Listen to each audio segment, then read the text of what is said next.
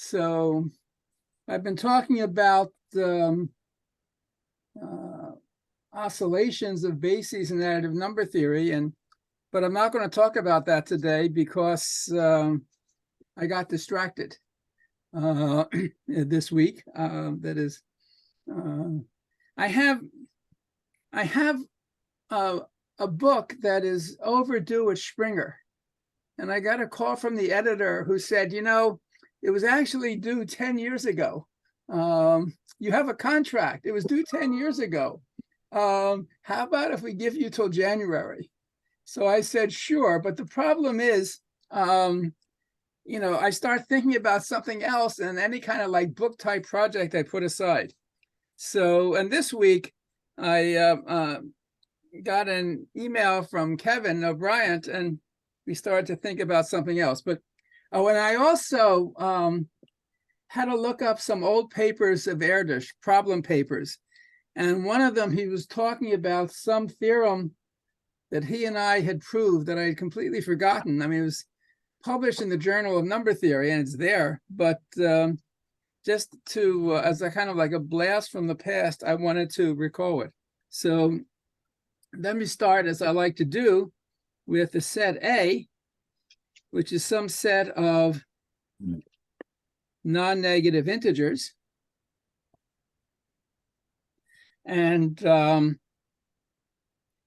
in additive number theory, one looks at the sum set, HA, which is all numbers that can be written as a sum of H elements of A, not necessarily distinct, but exactly H summands. So typically, classically, you looked at some interesting set, like the squares or the cubes or the pentagonal numbers or the primes or something, values of a polynomial. But in general, take any set of integers and look at all the H-fold sums. And we want to know whether you can write some number n. So given n, you want to know, is n in the sum set HA? That is, can you write n as a sum of H elements of A? And then we count the number of ways you can do this. So this n is the number of, so given n, let me call this the representation function. So if we can look at H summands from the set A, RHA of n is the number of H tuples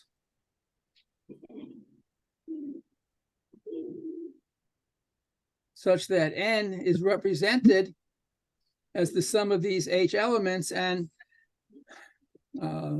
I don't want to count 2 plus 3 and 3 plus 2 is different. So let's say we put them in increasing order. So this is my representation function. And that is one of the central objects of study in additive number theory. We say A is an asymptotic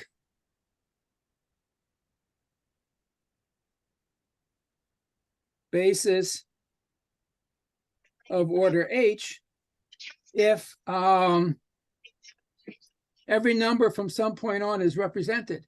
So FRAH of n is at least 1 for all n greater than or equal to n naught. So, for example, if you take A equal to the squares, then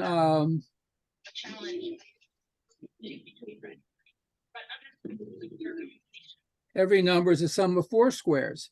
If you take A equal to the cubes, then every number, let's see,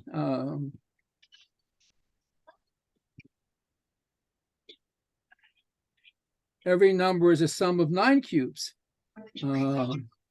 Actually, every number is a sum of 7 cubes from some point on, and so I mean, so this representation function is just counting the number of ways you can write an integer as a sum of H elements from a given set. And one of the great open problems in additive number theory is Erdős-Turan conjecture,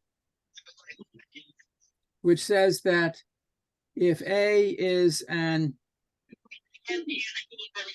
asymptotic basis. Mel, we can't see the top of the page. Oh, thank you. Thank you. Thank you. If A is, let me just do one other thing. Where's my cursor?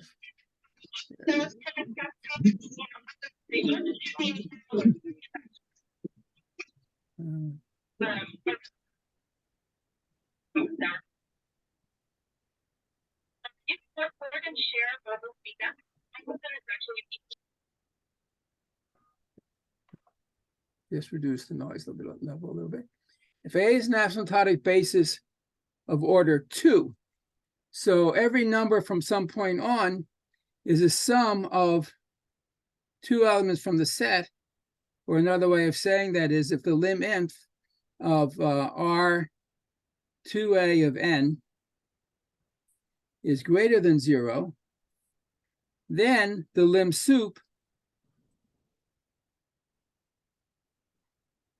is infinite. So this Erdős-Turan conjecture says you can't have, if every number from some point on is the sum of 2 terms from a sequence, then there have to be numbers with arbitrarily many representations. And this is not just for bases of order 2, for any basis of order h. This is really one of the conjectures that everyone thinks about and fails to find a solution.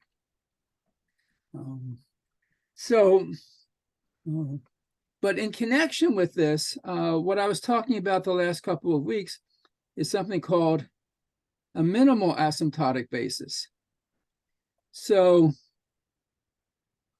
if your goal was to try to prove or disprove this conjecture, you might want to find a basis where the number of representations was as small as possible. And suppose A is a basis. By basis, I always mean asymptotic basis. And A is an element of A, call it A prime. And A with A prime removed is still a basis. So every number from some point on is still a sum of 2 terms from this new set.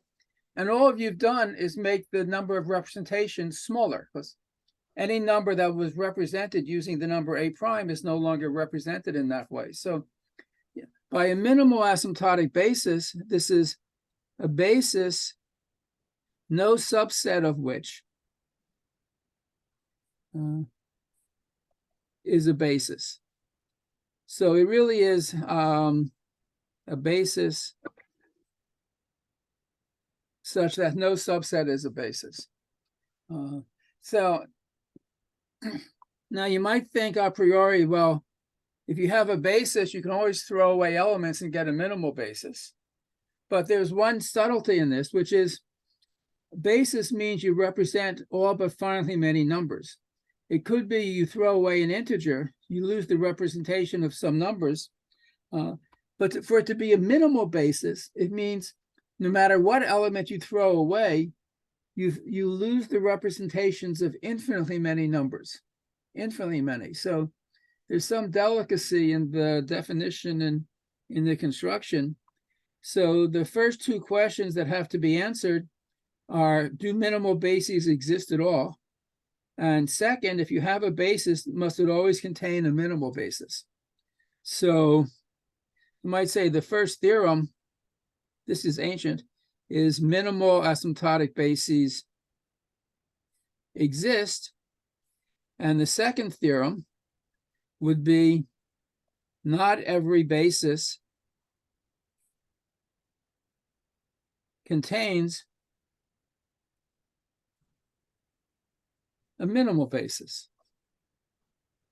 So a natural question then is, when does an asymptotic, let's even just restrict ourselves to bases of order 2, when does an asymptotic basis of order 2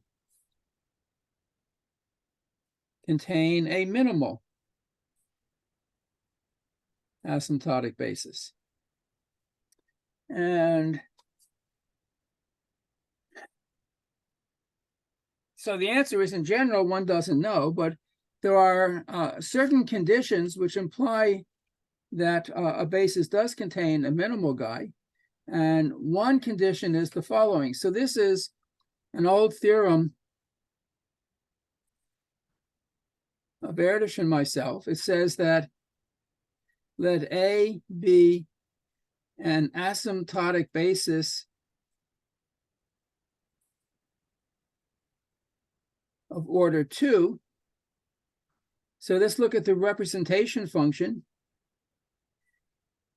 This is the number of ways you can write n as the sum of 2 elements from A.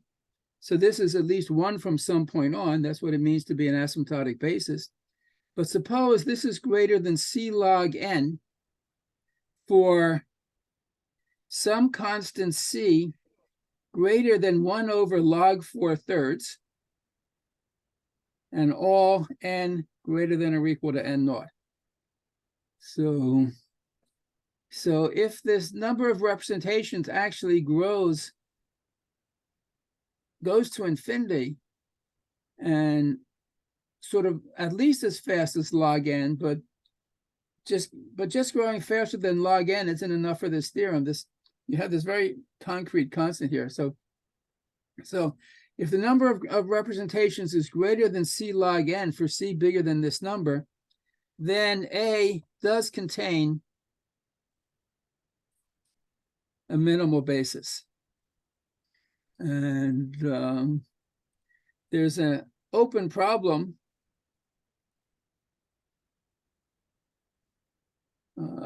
that we thought about for a long time, for many years, and never got anywhere with. If the representation function just goes to infinity, right? So not necessarily like constant log n, but just goes to infinity, does A contain a minimal basis? Now,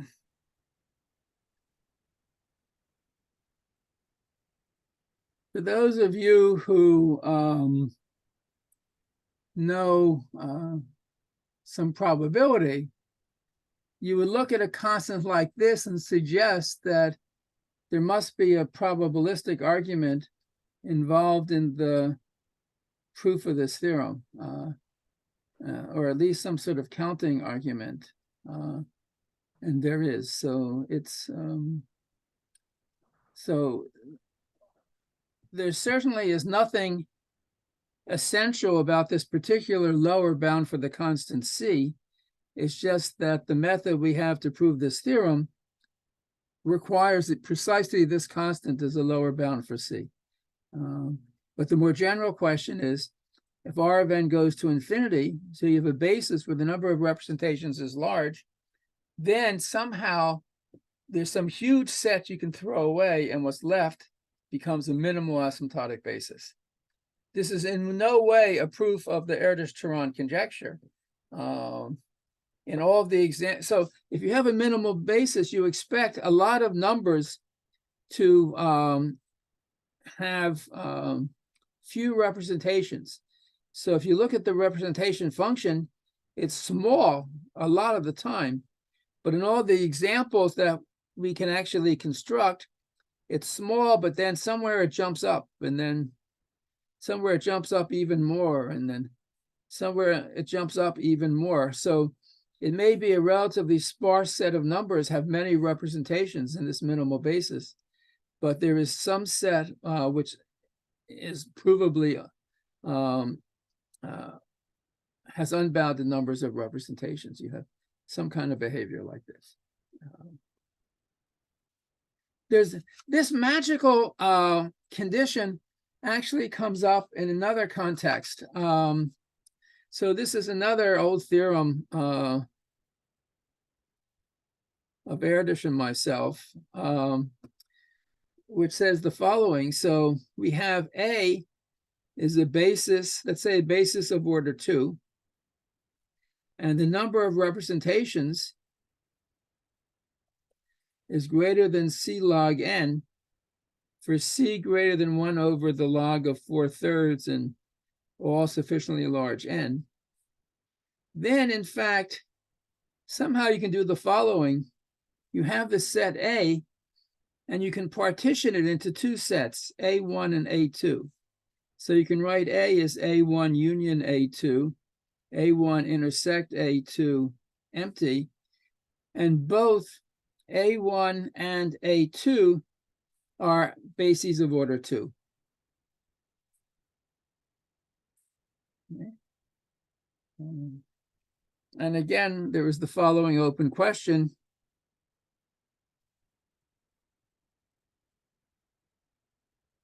Is this true? That is the existence of such a partition of a basis if you simply say that the number of representations goes to infinity, as n goes to infinity.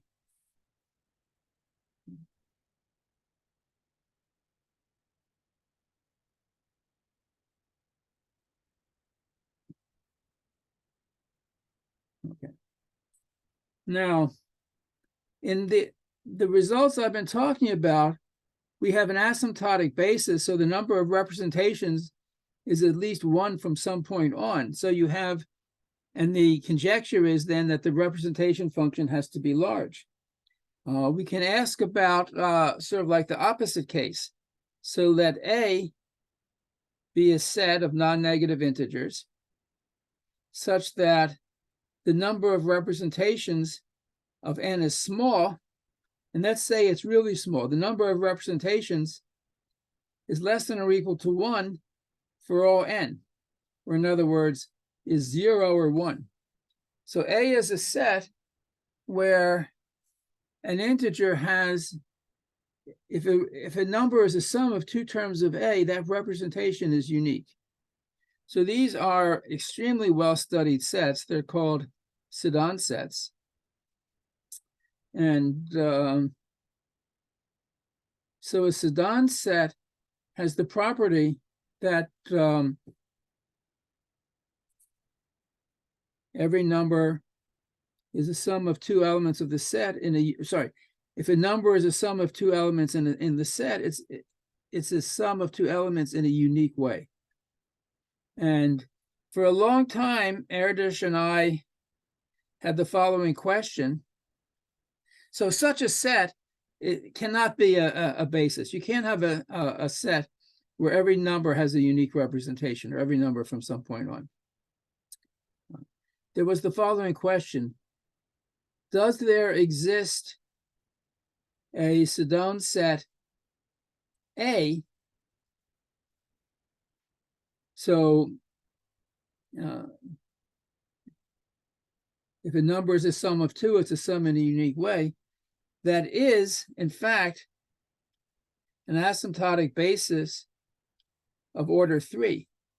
So this set has the property that no number has distinct representations as a sum of two elements, but every number from some point on is a sum of 3 elements. And this question, which was around for a long time, was just answered by a graduate student at Oxford who works with Ben Green and the guy who just got a Fields Medal for proving lots of things about primes. But the answer to this question is yes. And for some reason, the people who write mathematics articles in Quanta magazine thought this was of sufficient interest that they devoted a whole issue or a whole long story to this result. But this uses the sort of the whole apparatus of, well, it's an exaggeration. It doesn't use, but it uses a lot of this Tim Gowers, Ben Green type harmonic analysis in ergodic theory and probability, and a little bit of arithmetic geometry as well. But but this question, after many years, was answered affirmatively. So so there does exist such a set, and a sit-on set, which is somehow is the basis of order 3. But there's still no easy example of such a thing. Okay, so now we're getting closer to what distracted me this week. So remember, a sit-on set is a set with a sit-on set A has the property that the number of representations of any number n as the sum of two elements of A is at most 1. What is called a BH set, a BH set, so this is all standard notation, so I can't really, if you don't like it, this is a standard notation. A BH set, this is a set A such that the number of representations of a number as a sum of H elements of n is at most 1. Right? And there is, again, a large literature on these things. Evidently, this is completely outside my sphere of knowledge or interest. Engineers are interested in this because if you have some sets of integers where numbers have only unique representations as sums of H elements of the set, then somehow they can build devices with something going on at various frequencies. And when frequencies interact, you don't get the same like superposition of frequencies resulting in the same frequency more than once, because any number has at most one representation as a sum of H elements from the set. So God forbid that anything I do should ever have the least degree of utility in the world. I don't object to things being useful, but it's no particular interest to me. But this is what a BH set is. So it's a generalization of a sit-on set. It's a set where every element, every integer has at most one representation as a sum of H elements of the set A, with repetitions allowed. You can write 7 as 2 plus 2 plus 3. That's 3. That's a sum. 7 is a sum of 3 numbers. And a question about which there is has been and continues to be a lot of interest is how dense. I mean, if you take numbers that grow very fast, it will certainly have this property. The question is how compact a set will have this property. So sort of a general open question is, what is the size of the largest, so this depends on H, the largest BH set contained in the interval, say all the integers from 1 up to X. Right? That is, take the first X integers, it contains BH sets. What is the largest one? What's the densest subset of the set from 1 to H that you can pick? And there is a long stream of papers where people prove the existence of larger and larger subsets of the set of integers from 1 to X, though the larger and larger is like, small increases. And so I never get excited by such results, but personally, I mean, I have no objection to them. But, it'd be nice if someone could actually answer the question instead of getting better and better lower bounds for this. One way to look for a BH set is to use a greedy algorithm.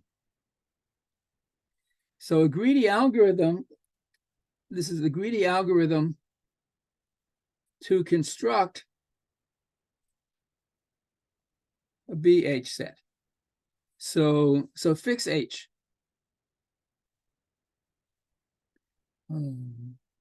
At least 2. Suppose you let A0 be 0. So you want to choose the smallest integer you can add to. So my set is going to now contain A0, which is 0. I want to find the smallest number bigger than 0, such that A0 and A1 is a BH set. Well, A1 is certainly going to be equal to 1. Because if you take 0 and 1, any number that's a sum of H elements of this set has a unique representation. That's all kind of trivial. What about A2? So A2 will be the smallest number bigger than 1, such that A0, A1, and A2 form a BH set. And it's not hard to see that A2 is always going to be H plus 1, right? If you take 0 and 1 and you look at sums, H-fold sums, you get everything from 0 to H. There's no way you can get H plus 1. But if you take 0, 1, and H plus 1, there's no number that has two different representations as sums of these three numbers, right? Okay. What about A3? So I learned from Kevin O'Brien that this really wasn't known. That so suppose we let I'll call it A. This is the set A0, which is 0, less than A1, which is 1, less than A2, which is H plus 1, less than A3, this depends on H, less than A4, depending on H, and so forth. So this is the greedy BH set.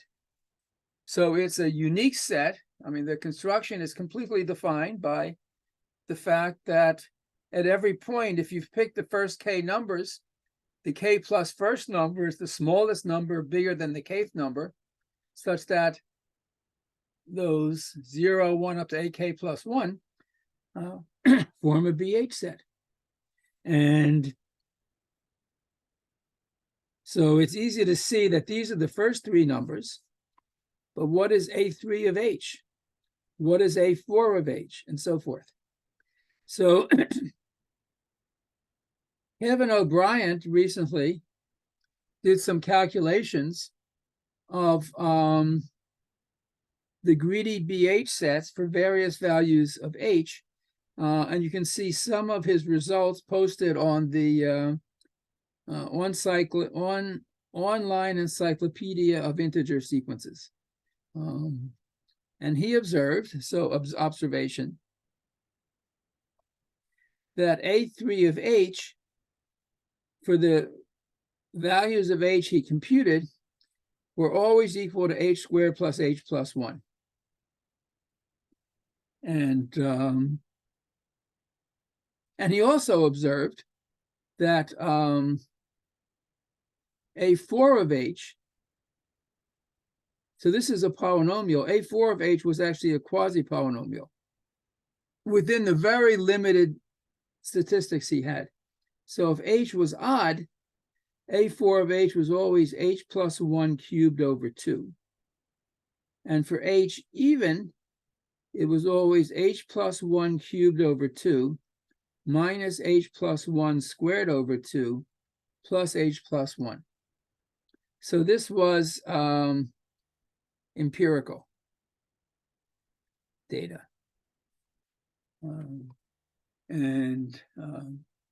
He's in the process of doing further calculations to see what the fifth term of the greedy BH sequence might look like. Okay, so now you can't find the fourth term exactly, or hope to prove the fourth term, unless you've proven the third term. You can't do the third term unless you know the 0 first and second terms, but those we know. So what distracted me for a little bit of time this week was to just prove the observation that in the greedy BH sequence, the third term is always h squared plus h plus 1. So this is not just some data, but this is actually a true fact. And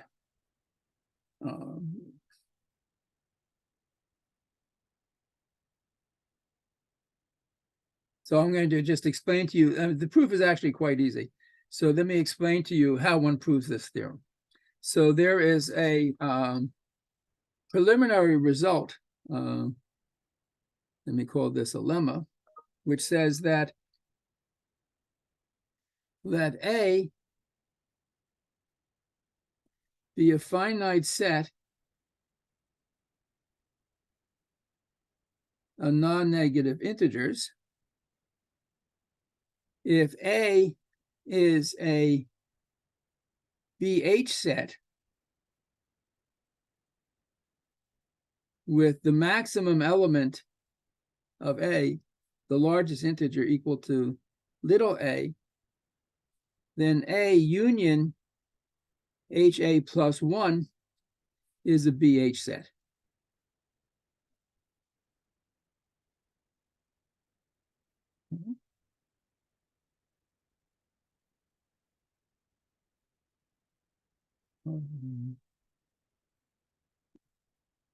I mean, at some point very soon, I will put something on archive, but this is the lemma. If you have any finite set of non-negative integers that's a BH set, you can, and you take the largest one, A, then if you add HA plus 1, that still is a BH set. So one corollary of this is the following. You see, let me just note, 0 is a BH set, right? Because there's only one way to represent any integer is a sum of H elements of that set, which means so this is for H. So H times 0 plus 1, which is 1, I can add that to the set.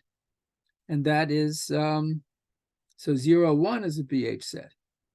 And then H times 1 plus 1, I can add that to the set. And that's a BH set. This is not necessarily the greedy BH set, but it's a BH set. Then I can multiply this by H and add 1, and it's a BH set. And just continuing step by step, one sees that the set A, consisting of 0, together with all numbers of the form 1 plus H squared up to H to the K minus 1, K going from 1 to infinity, is a BH set. So no number has two representations as sums of H elements of this set. It also gives a bound, so this is another corollary, which says that the kth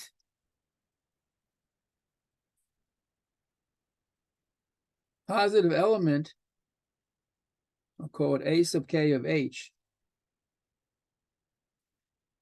of the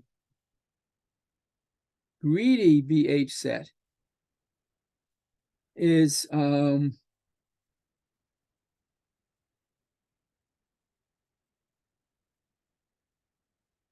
less than 2 H to the K minus 1. So in the greedy set, the elements grow at most polynomially.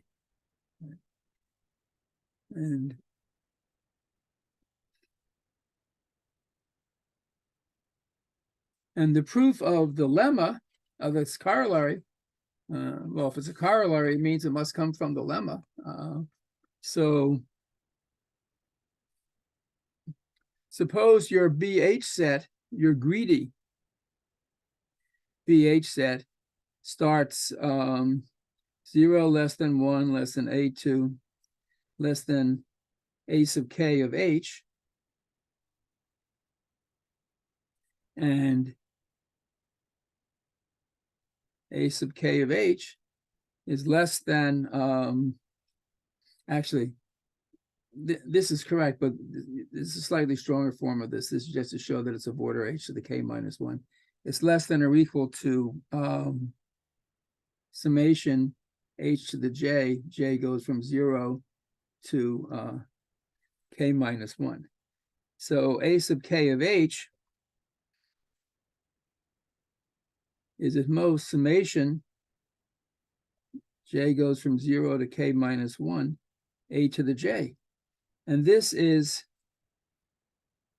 the maximum element of this set.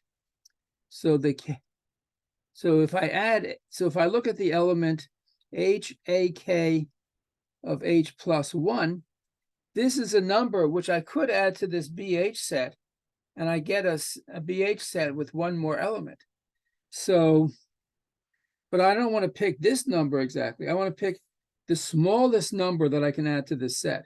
If this is a number that can be added to the set, the smallest number, ak plus 1 of h, is certainly no bigger than this, and this is exactly h summation j goes from 0 to k minus 1, a to the j plus 1, which is summation a to the j goes from 0 up to k.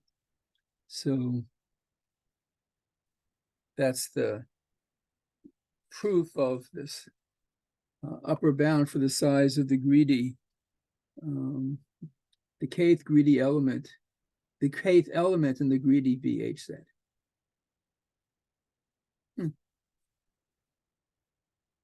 So, but the important thing is to prove the theorem. So what was the theorem? The theorem, or the precise value, the theorem says that the third positive element in the greedy BH set is h squared plus h plus 1.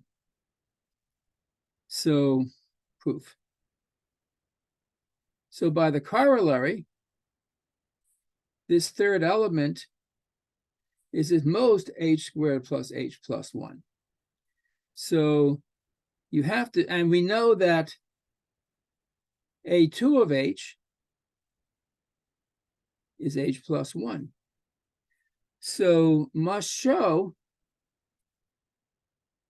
if I take a number n bigger than h plus 1, that is greater than or equal to h plus 2, and less than this number, which means less than or equal to h squared plus h, then my sort of BH set together with n is not a BH set.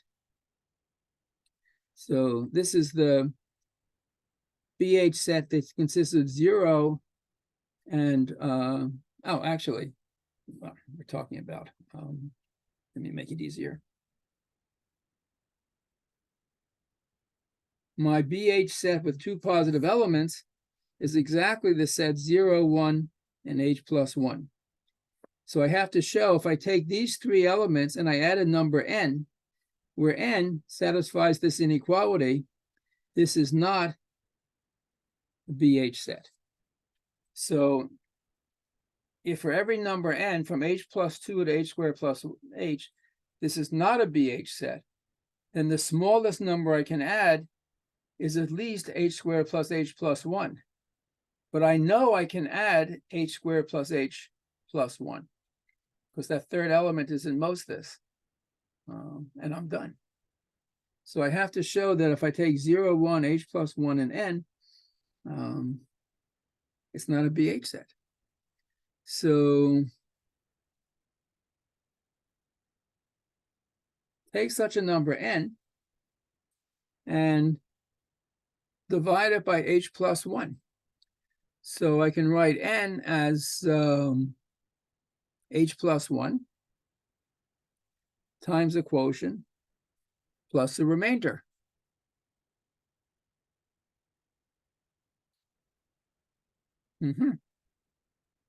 And so this is the remainder, and the quotient is between 1 and h minus 1.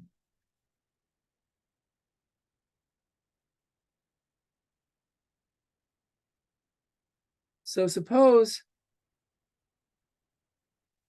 So there are really three cases. The first case is R equals 0. The second case is R equal 1. And the third case is R is between 2 and H. So let's look at this case. That's all right. That's most, I mean, the idea is always the same. So N is H plus 1 Q plus R. So suppose I look at N plus H plus 1 minus R. So this is a number, perfectly nice number. And what is this? Well, so this is H plus 1 Q plus R plus H plus 1 minus R. So the R's cancel. This is Q plus 1 times H plus 1. So this is H plus 1 added to itself Q times, sorry, Q plus 1 times, and then I can add zeros, because 0 is in the set, H minus Q minus 1 times,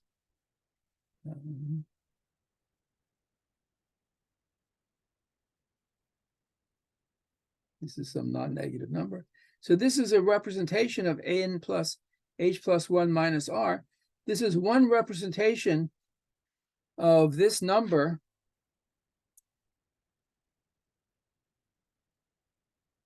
as the sum of H elements of this set. But there's a second representation, because I can also write this as N plus H plus 1 minus R times 1. Let's see. Here I've used one number. Here I've used another H plus 1 minus R. So if I can add 0 to itself, how many times? So I have a total number, a total of H summands, R minus 2, right? 1 plus H minus 1 minus R plus R minus 2 is equal to H. And this is the case R greater than or equal to 2. So, okay. So in this world, it's a small world, but in this world of greedy BH sets, so if we take the greedy BH set, it's going to be the first term is 0, second term is 1, third term is H plus 1. Sorry, first positive term is 1, second positive term is H plus 1. Third positive term we just showed is H squared plus H plus 1. And then comes the fourth positive term. And for the fourth positive term, Kevin's data suggested A4 of H is a quasi-polynomial. So it's H plus 1 cubed over 3 if H is odd, and H plus, sorry, over 2, and H plus 1 cubed over 2 minus H plus 1 squared over 2 plus H plus 1 if H is even. And this also is proved.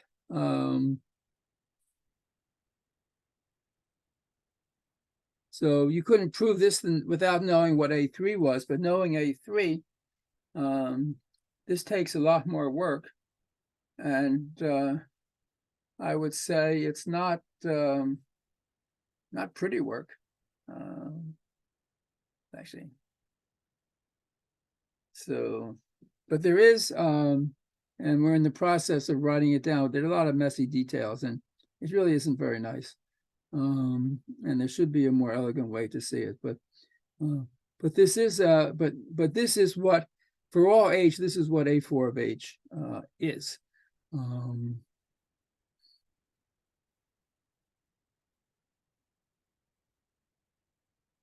A quasi-polynomial is a polynomial, is some function where there's some modulus, and for each congruence class, values in that congruent, there's a polynomial associated to each congruence class. And if you evaluate the function at some number n, it's just if n is congruent to R mod m, then the rth polynomial evaluated in n is what the value of the function is. So here we have a quasi-polynomial.